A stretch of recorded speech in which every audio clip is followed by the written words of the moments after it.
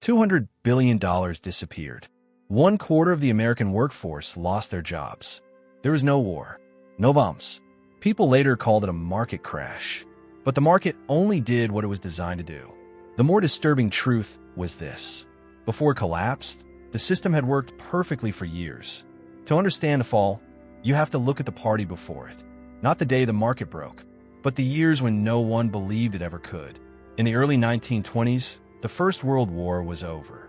America did not come home to ruins. It came home to factories, machines, and confidence. Factories that once built tanks now produce toasters and vacuum cleaners. Henry Ford changed everything. Assembly lines cut the time to build a car from 12 hours to 90 minutes. Cars flooded the streets. Steel, rubber, and oil followed. The American economy was not just growing. It was roaring. Cities lit up. Electricity became normal. By 1929, 10 million American homes own a radio. 10 million living rooms heard the same voices, the same music, the same optimism. People said jazz was like wireless internet for the 1920s. It was everywhere, loud, and no one really understood how it worked. But understanding did not matter, because everything was going up. Economists spoke with certainty. They said prosperity had become permanent, that the business cycle had been defeated. America believed them, not because people were foolish, but because the numbers seemed to agree. Yet beneath the surface, another America already existed. In rural areas, the party never arrived. Wartime demand for crops vanished. Farm prices collapsed. Farmers borrowed to survive. They bought machines. They modernized. But the machines did not save them. They only helped them fail faster. In the cities, a new habit took hold. Buying with money that did not yet exist. A radio meant payments. A car meant payments. Comfort was immediate. Debt was postponed. Banks welcomed this. They called it financial innovation. In reality, it was confidence turned into leverage. Two Americas moved in opposite directions. One celebrated.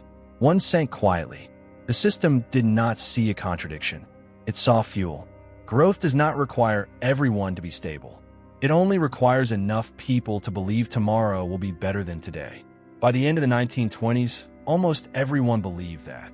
No one looked down to check whether the floor could hold the weight. The music was too loud. The lights were too bright. And the party was still going. We know what came next. But at the time, no one wanted to see it. By 1928, the party found a new room. The stock market. It was no longer a place for bankers and industrialists. It became a public stage. Teachers, barbers, taxi drivers.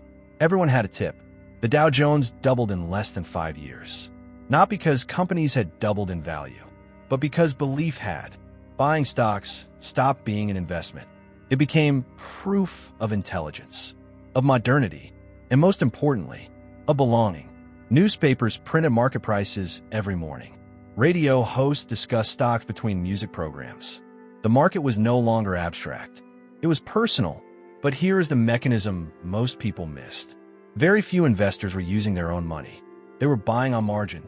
This meant borrowing up to 90% of a stock's price. Put down $10. Control 100. As long as prices rose, this felt like genius. Banks encouraged it. Brokers normalized it. Loans were backed not by income, but by rising prices themselves. This was not recklessness. It was efficiency. The system rewarded speed, not caution.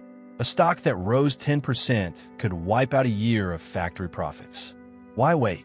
Capital flowed away from production, towards speculation. Companies noticed. Executives noticed. Why reinvest in workers when your stock price mattered more than your output? By 1929, the market no longer reflected the economy. It replaced it. Yet warning signs appeared. In March 1929, the Federal Reserve raised interest rates. Quietly, not to stop speculation, but to protect banks from it. Money tightened. Cracks formed. Then came October. On October 24th, stocks began to fall. Not collapse. Fall. Selling accelerated. Margin calls followed. If prices dropped, lenders demanded cash. Immediately, investors sold to cover loans. Selling pushed prices lower. Lower prices triggered more selling. The loop closed.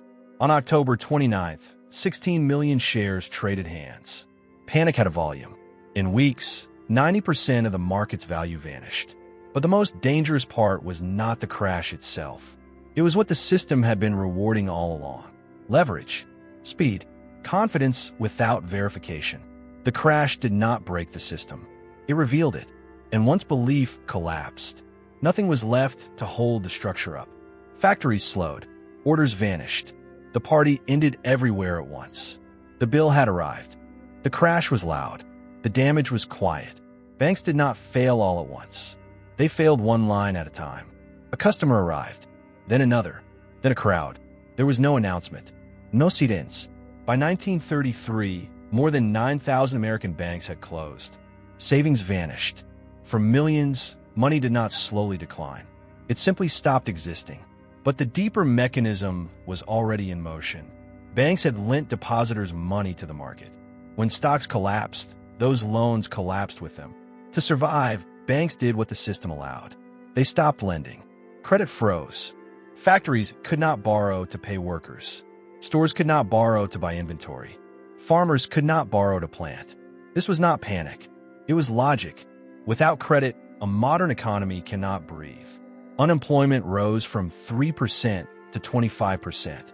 13 million Americans had no work. But numbers hide something important. Jobs did not disappear evenly. They disappeared where credit mattered most. Construction halted. Manufacturing slowed. Small businesses died first. People who had never touched the stock market lost everything. In the countryside, farms were taken by banks that no longer wanted land. They wanted cash. Dust storms followed. Not by accident. Overworked land meant desperate farming. The soil broke. Entire families left. Not because they failed, but because the system no longer needed them where they were. Cities filled with people who had nowhere to go. Breadlines grew longer than factory shifts once were.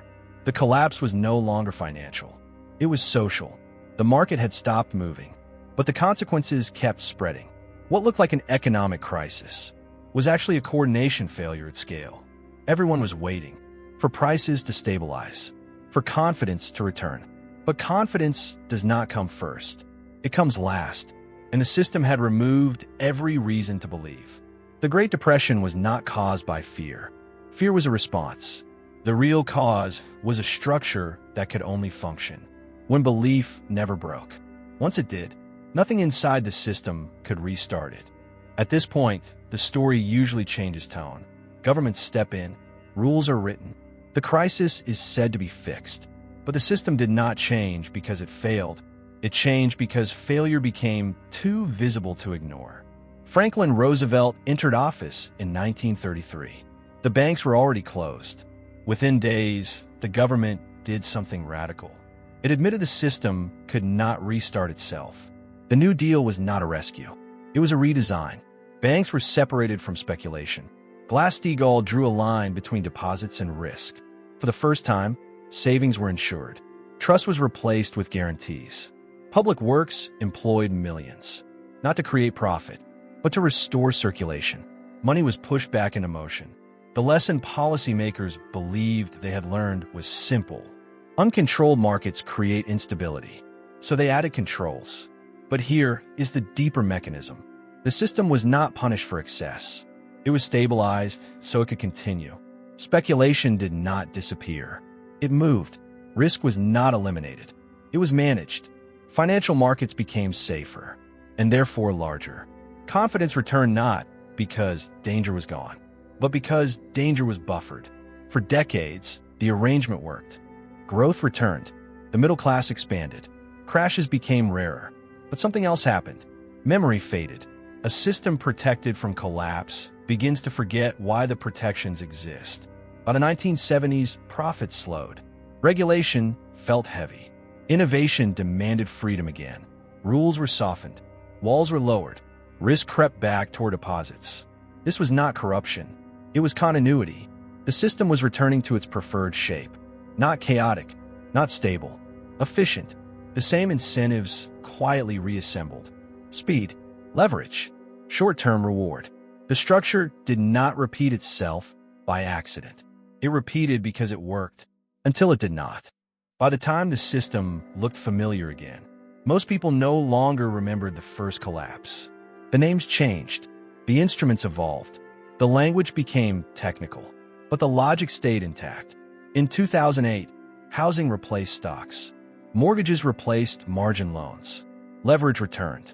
Homes are no longer places to live. They were financial products. Risk was sliced, repackaged, rated safe, until it was not. When the system broke again, the response was faster. Banks were rescued. Markets reopened. The lesson was not restraint. It was reassurance. Failure would be absorbed, and that changed behavior.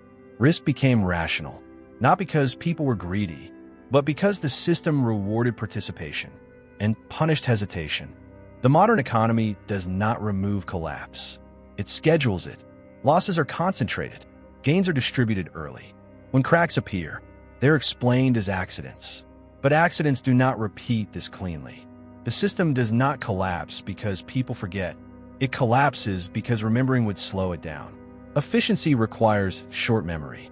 So the question is not whether another crisis will come. It is where belief is being converted into leverage right now, and who will still be holding it when confidence finally stops moving.